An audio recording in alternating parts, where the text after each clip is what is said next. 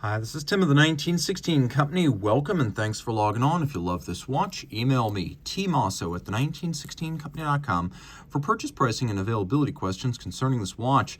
Today, we discuss a landmark model launched in 2009, designed by Hannes Wettstein, but built by Nomos Glashutte. This is the Zurich Date. It's the Zurich with the date. It's probably the biggest sub 40 millimeter watch you will ever wear, and I'll explain that in a moment. In stainless steel, you can see the watch is 39.8 millimeters in diameter. It's only 9.8 millimeters thick, but 49.2 from lug tip to lug tip, so it's large. Angular lugs are quite prominent and broad, and then there's a 20 millimeter spacing between the lugs.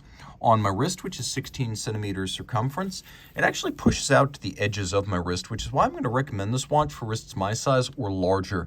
So 16 centimeters circumference and up. It is, however, quite thin, so it will fit underneath the dress cuff. There's over the top, and then here's your down the barrel, where you can see I have surprisingly little clearance for a watch that's under 40. We have suede leather up top. You can see sort of an anthracite color, somewhere between gray and black. We've got a monotone stitch, a sheer cut side lacquered for refinement. We've got a calf underlay, Nomos Glashutte, buttery soft. Handmade in Germany, like the watch. Simple Nomos buckle with the company name. And then Hannes Wettstein created a super angular lug profile, a little bit like the Patek Philippe 3448 and 3450 perpetual calendars, and in some ways a little bit like the Tag Heuer Carrera, while still being distinct.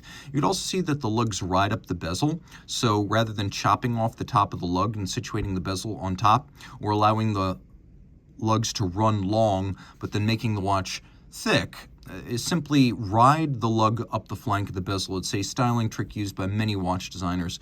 Nomos, minimalist about its branding, remains so right there on the crown. We've got a bezel that's barely there, especially when viewed from the front. It's like a silver halo.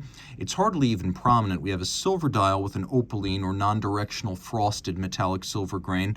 We have these lovely faceted polished indices and baton-style hands gently faceted down their center for better contrast, and an azurage or concentric pattern on the small seconds. We've got a date window. Thank goodness the date is the same color as the dial. Very nicely done. The watch features hacking or stop seconds. What it does not feature is a conventional quick set system. In fact, it works a little bit like a vintage watch. So I'll demonstrate what I mean. You have to back to 10 o'clock, then forward again, and use this ratcheting action to advance the date. So call it a semi-quick set.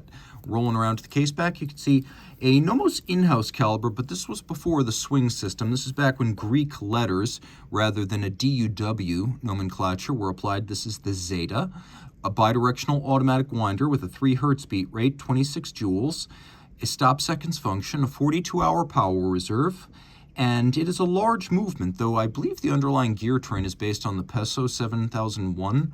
That is a 23.3 millimeter movement. This movement is 31 millimeters across, so it fills this case back rather nicely.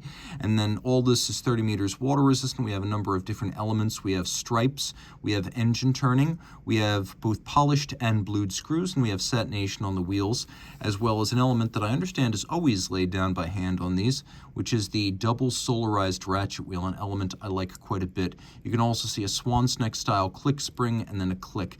Beautifully executed. This is German minimalism at its best. Reach out to Team Mosso at the1916company.com for purchase and pricing details.